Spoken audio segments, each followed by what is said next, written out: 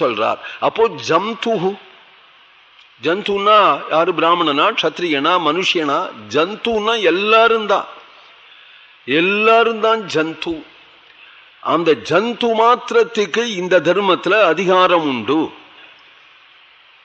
தர்மத்தை பத்தி இப்போ அதிகாரியை பத்தி சொல்லியாச்சு, ஜந்துகுன்னு. பலனை பத்தி சொல்லியாச்சு, சம்சார பந்தனாது முச்சியத்தே.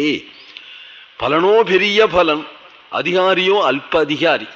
ஜந்து, ஜந்து கூட, எறும்பு கூட மோட்சம் அடையும், சிலந்தி கூட மோட்சம் அடையும் அப்படின்னுலாம் சிவபுராணத்துல வருது இல்லையா கதை, ஸ்தல புராணத்துல. எல்லாத்துக்கும் மோட்சம் உண்டு.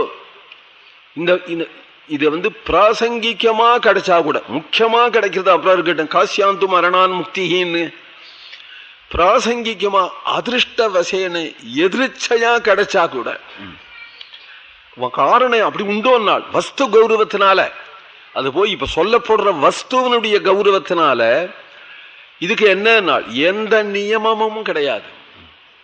தேச நியமமோ கால நியமமோ எந்த நியமமும் கிடையாது, எந்த செலவும் கிடையாது, யாருடைய ஒத்தாசையும் தேவையில்லை. அப்படிங்கிற ஒரு தர்மமா இருக்கணும்.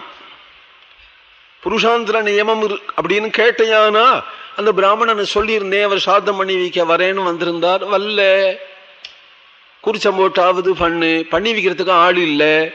புருஷாந்திர நியமத்தை எதிர்பார்த்ததுனால இந்த தர்மம் இன்னைக்கு நடக்கலை, என்ன ஆயிடும். தேசாந்திரத்தை எதிர்பார்த்தா, நான் சாதம் ஆரம்பிச்சேன், எங்க இடத்துல பைஷ்டை ஆயிட்டா, அவளுக்கு வேற போறதுக்கு இடம் இல்லை, அதனால ரூம்லயே உட்காந்துருக்கா, எங்க சாதம் பண்றது. தேச நியமம் இருக்கிறதுனால முடியலை, கால நியமம் முடியல. ஆபீஸ்ல கூப்பிட்டுட்டான், தலை போற காரியம் 12 மணிக்கு தான் விட்டான், இனிமே எங்க சாதம் பண்றது.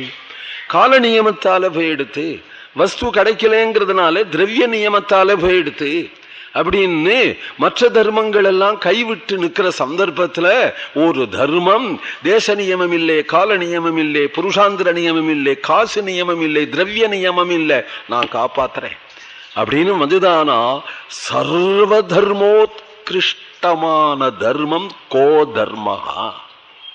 எந்த தர்மம்? புனரேவ அபியபாஷதேங்கிறதுக்கு இவ்வளவு ஆழம் இருக்கா. மறுபடியும் கேட்டார் அப்படின்னா காரண காரியங்கள் எல்லாம் சொல்லி கேட்க மாட்டா. அவ கேட்கறதுல இருந்தே என்ன பிளான் போட்டு கேட்டான்னு பதில் சொல்றவாளுக்கு தெரியணும். அப்பதானே வித்வான்கள்ங்கிறதுக்கு அர்த்தம். தர்மபுத்திரர் என்ன நினைச்சுன்னு கேட்கிறாருன்னு பீஷ்மாச்சாரியாளுக்கு தெரியும். பீஷ்மாச்சாரியர் என்ன நினைச்சுன்னு சொன்னார் அப்படிங்கிறது சங்கராச்சாரியருக்கு தெரியும். சங்கராச்சாரியர் எப்படி பாஷ்யம் பண்ணினாருங்கிறது நம்ம போதேந்திர ஆளுக்கு தெரியும். அதனால எனக்கு தெரியும்.